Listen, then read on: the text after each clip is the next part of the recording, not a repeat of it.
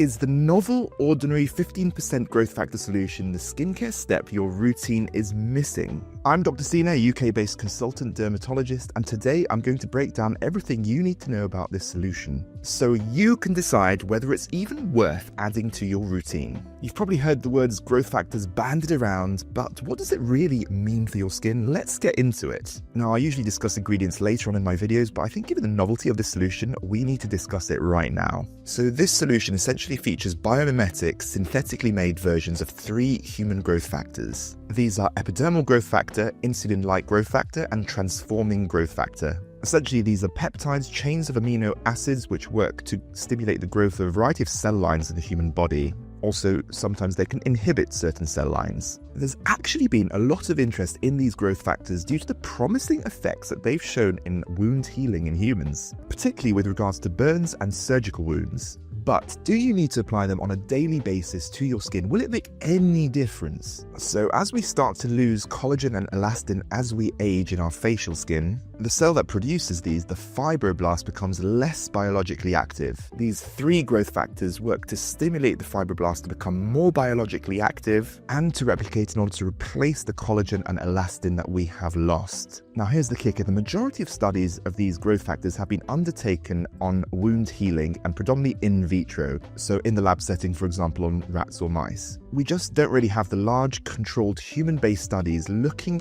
at its effects specifically on aging skin.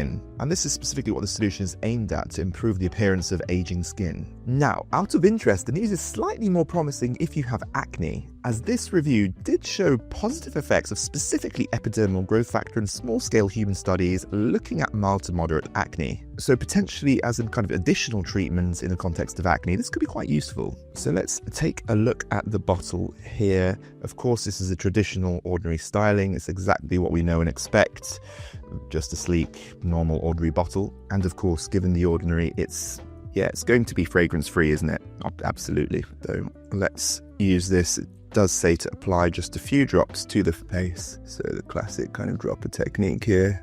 A few on the cheeks. I'm going to drop down a bit and then pat in. So this 30ml bottle comes in at £13 or $15, which actually, to be honest, is super competitive. So where does the ordinary growth factor 15% solution go in your skincare routine? Of course, naturally, this would go in the active step of the routine after cleansing and before applying your moisturizers. The ordinary does specify you can use it morning and evening. So how does it feel? Kind of as expected, really. Not greasy, exactly like a serum should, fragrance-free, and just very, very good on my skin, quite lightweight, of course. It's also colorless, so no risk of changing the skin tone on your face. Now, who is the ordinary growth factor 15% solution good for? Now, I think this is an interesting question because it could actually be quite useful for people with mild to moderate acne or people who have suffered a recent wound or surgical scar and want to improve their healing. It could be a good addition to your acne routine, including retinoids or azelaic acids, and this would fit in there quite nicely. However, just for fine lines in an anti-aging routine,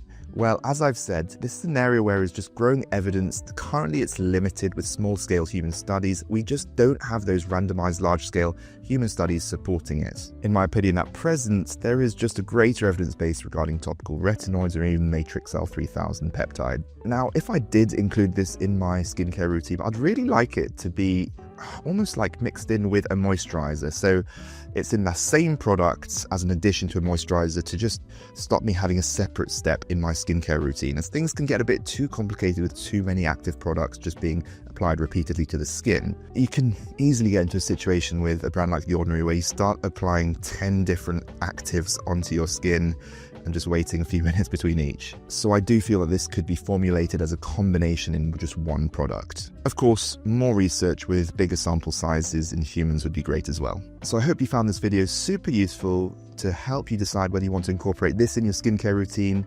Please write a comment if you've started using it, what you think about it. I'd really like to know. If you found this video useful, please like and subscribe and I'll carry on that content for you. Until next time, Dr. Sina signing off for now.